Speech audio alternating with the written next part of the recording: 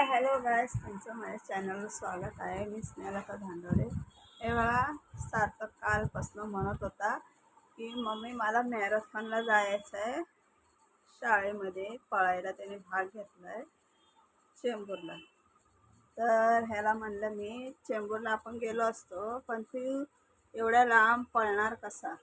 हां, पळायचा कसा धावणीमध्ये त्याने स्पर्धेमध्ये भाग घेतला आहे धावणीमध्ये. सार्थक इकडे रे. हा बघा, आता त्याच्याच तोंडात नाही का काय बोलतोय. तिथं बस. आता ट्युशनला चाललाय, अभ्यास करून करून दमला. बोल बोल. हाय, मी सार्थक बोलतोय.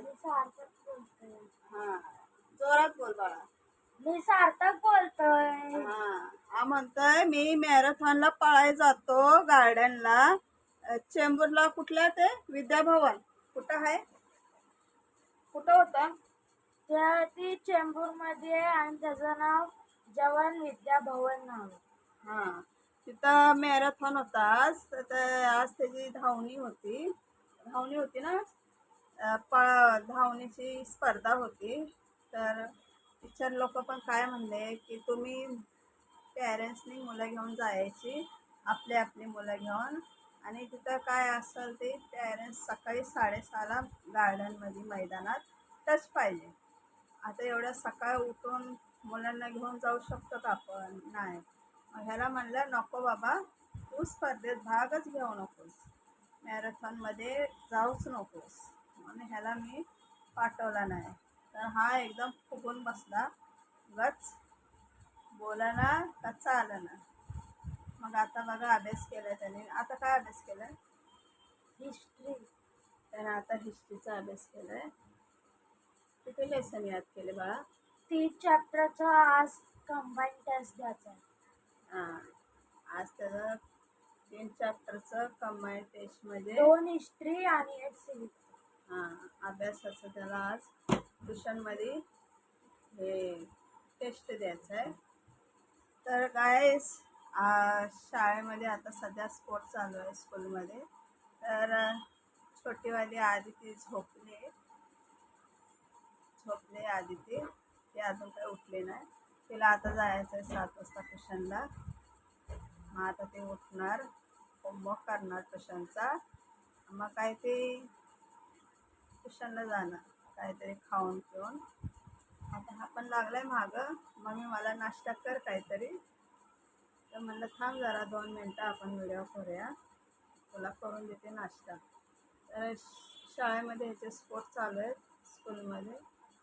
तर त्याला मी म्हणलं बाबा, मॅरेथॉनला एवढ्या लांब चालायची स्पर्धेत तू का भाग घेतलायस?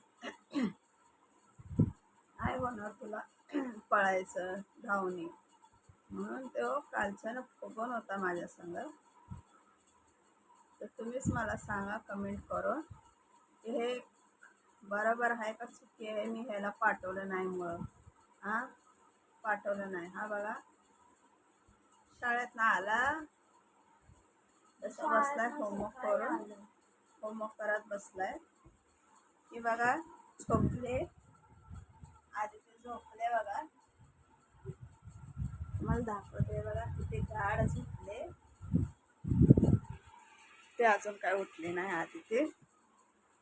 मग एवढंच बोलते गाईस. आता मला स्वयंपाक करायचा आहे. गुरुवारचा उपवास आहे. मेथीची भाजी साफ करायची. ह्याला म्हणलं सार्थक 2 मिनटं दे जरा मोबाईल. तर अभ्यास आता केला त्याने. आता जायचं आहे ट्युशनमध्ये. ट्युशनला किती वाजता ट्युशन आहे? 7 वाजता ना.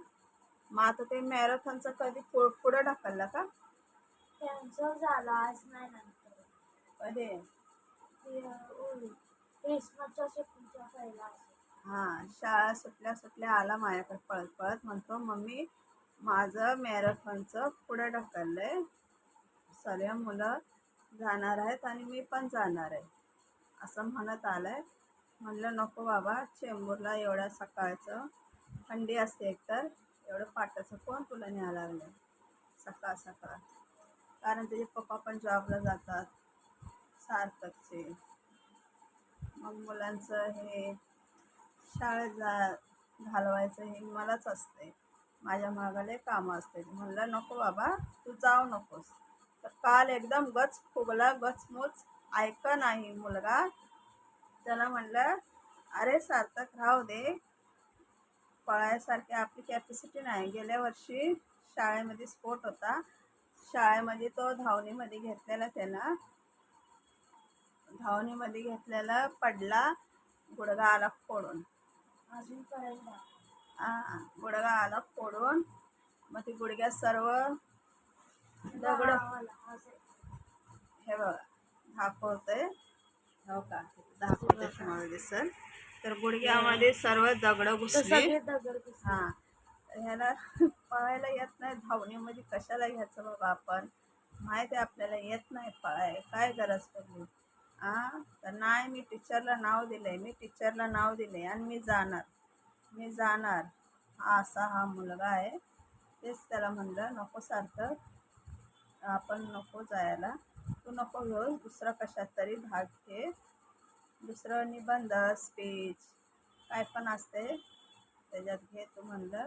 लंगडीमध्ये धावणीमध्ये नको बाबा म्हणलं, पोरं पडते ती, उगाच नको घेऊ म्हणलंस त्याच्यात भाग. त्याला म्हणलं सार्थकला मी. तर अशा पद्धतीनं त्याला मी सारखी तेच समजवत असते, बाळा अभ्यास कर, अभ्यासामध्ये ध्यान दे, पण हे अशा खेळामध्ये उगं पडलं बिडलं तर ते उगं लागलं बिगलं कुठं काय करायचं तर काय करायचं, लागलं बिगलं पायाला कुठं काय, पाय बी मोडला काय. आता गेल्या वर्षीच त्याने 8 दिवस हालत नव्हता खाटावरून, गुडघा फुटला, मम्मी मम्मी मम्मी करून नुसता त्याने डोक्यावर घर घेतलेलं. पळताना पडला, रडायला लागला सर्व शाळेत, मैदानात. गेल्या वर्षी शाळेमध्ये त्याने स्पोर्टमध्ये घेतलेलं, धावणीमध्ये भाग, पडला, त्याचा गुडघा फुटला. तर ते रडायला लागला. तर सर म्हणायला आले, अरे सार्थक लहान बाळासारखं रडू नको, हे होईल बाळा, बरं होईल. मग तिथले मावशीने काय लावलं, मावशीने मलम लावली, पट्टी लावली, चॉकलेट दिलं, टीचरने कॅडबरी दिले, गप रडू नको म्हणून, काय होत नाही, बरं होईल. मग तेच त्याचं कालपासून माझ्या मागं लागला आहे, मम्मी मॅरेथॉन चालू आहे शाळेमध्ये, माझं घे म्हणून, शाळेमध्ये मला पाठव सकाळ. मग सकाळी त्याचे मित्रांचे फोन आले, सार्थक येतोयस का नाही पळायला, आम्ही तर जाणार आहे. तर म्हणलं नको, तुमचं तुम्ही जावा, त्याला काही मी पाठवत नाही. या अशा पद्धतीनं बघा सार्थकचा स्पोर्ट. आदितीचा स्पोर्ट पण आहे, आदितीचं पण आहे. टीचर म्हणली आदिती तू का नाही जात, आदिती म्हणली नाही टीचर मी नाही जात, कारण की धावायचं पण होणार नाही माझ्यापासनं, मला नाही पळायला पण जास्त जमत, आणि माझे स्कॉलरशिप चालू आहे म्हणून मी पण नाही म्हणली धावणीमध्ये घेत, अशा आदिती बोलली. टीचर म्हणली ओके चालेल, ठीक आहे, तू अभ्यासात ध्यान दे. मग अशा पद्धतीनं हे बघा मुलांचे स्पोर्ट चालू आहे, म्हणून म्हणलं जरा तुम्हाला पण शेअर करावं, माझ्या मित्रमैत्रिणींना सांगावं मुलांचं काय स्पोर्ट चालू आहे. आता 25पासून मुलांना सुट्टी पडेल क्रिसमसची, आता आहेत घरातच, आता शाळा आहे 25पासून 1 तारखेपर्यंत सुट्टी आहे. सुट्टीच्या नंतर लगेच 6 तारखेपासून सुट्टी पडेल क्रिसमसची. 5 दिवस सुट्टी असते क्रिसमसची. 1 तारखे नवीन वर्ष आणि 2 तारखेपासून शाळा चालू होणार. तर असंच बोलून म्हणलं एक ब्लॉग करावा, सार्थकचं कसं म्हणणं आहे, कसं नाही, स्पोर्ट्सच्याबद्दल तुम्हाला सांगावं. तर गाईज व्हिडिओ आवडले असल्यास लाईक करा, शेअर करा, कमेंट करा. बाय.